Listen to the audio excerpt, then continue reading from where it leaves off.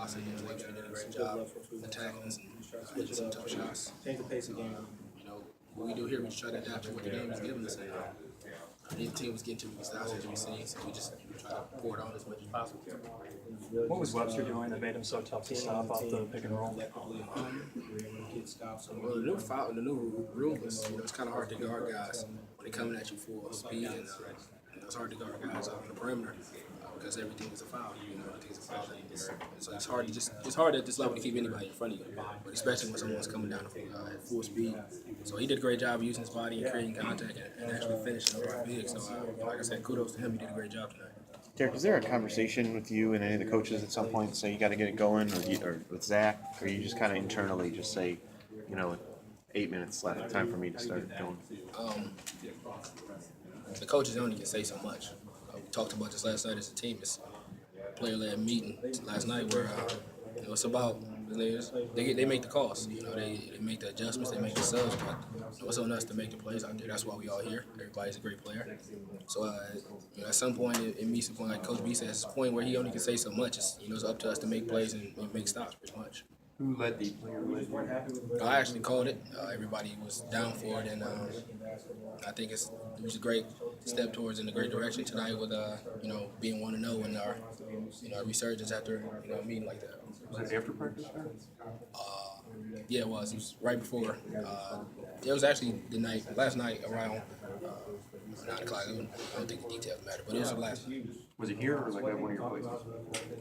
I'm going to ask you about the details even. It was at we stayed in a hotel last night, and we all met in my room and just discussed. Everybody aired everything out that we could do better. And going forward, I think a meeting like that where you see guys so passionate about wanting to win really did justice tonight, where it made some strides in some areas we thought was a point of concern. You said 1-0. There's only so many games left. We hitting the mid stretch, and the back stretch is coming soon. So it's time to make some noise. I feel like we are a ton better team than we've shown, and our record doesn't show it at all. So I think we're a lot better than we're playing, and I think guys are ready to show that. How much was the Illinois result a factor in drawing the line? Is that the defining point in the season?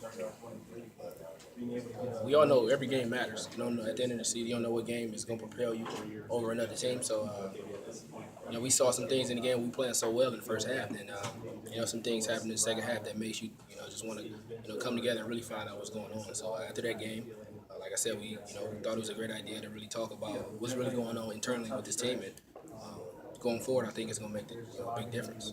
Obviously, you guys have had a million questions about defense. But what do you think about just going out and just trying to straight up outscore people? I really think Coach Donlin, a great defensive guru, is great thing about him. Even though he has great schemes, he understands that it's not going to work every single time. And, here at Michigan, man, if we have to beat someone 99 to 98, we cool with this. It's all about winning. We make the adjustments when we need to, and go back to the drawing board and make adjustments. But when we come out of the game with a win, why be so critical? Did you kind of feel like the season hung in the balance a little bit today? To start 1-4 in the Big Ten would be very difficult. Is that partly what spawned some of the talk? Well, being completely honest, being 1-4 at any point in the season it's hard to come back, especially in a conference with great teams like we have. So, like I said before, it was time to really do some self-evaluation as a team. Like you said, it'd be tough to start a season 1-4. Derrick, kind of along the same lines, Coach Beilein said yesterday that this team needed one win to kind of get things going. Right now, does this feel like that wins you? Again, every win matters. So, with a stretch where we play, I feel like we played great basketball, man. Illinois got away late. They hit some great shots, but that doesn't just, go away from how well we played, in our personal opinion. So, in the very next game, last night, we just wanted to, focus on being 1-0, after today, and, we are. So that's, a step in the right direction. All you really need is one to get the, flow going. Derrick, a lot of teams are scoring 80. Pace of the play seems, picked up a little bit. Yeah. Was this game, kind of a layered question here, was this game kind of a prime example of that? And then the second part to that would be, what have been the differences that you've noticed in 4 years as far as the speed of the Big Ten? My first year here was a lot more physical. I'm not saying it's not physical now, but the ref called the game a lot tighter. So I think it's a point of emphasis on one to score more points as a collective league, and they made the proper adjustments, calling a lot of fouls and making it making it hard to guard offense. So like in a year like now, it's so hard to guard guys. Coming downhill and keeping in front of you because everybody's really quick. When you use your hands as much as possible to defer guys' speed. But like I said, the refs are doing it. It's a lot different than when I first got here. They're calling the game a lot tighter. Has this season been noticeably faster for you? As far as the tempo? Oh, tempo, yeah, of course. And also, man, we had game 17. I remember the first game, so it flies. But like I said before, it was at this point, it's time to really do some things. I think we are a really great team, and it's time to start playing like it. Anyone else speak lately?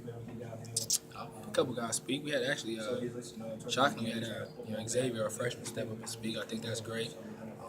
Zach said a few things. DJ, Duncan, Andrew, of course, and every guy just chimed in and just made sure everybody's voice is heard, and you got input from each and every guy that you want to really take that into consideration. I think that made the meeting so powerful. That input.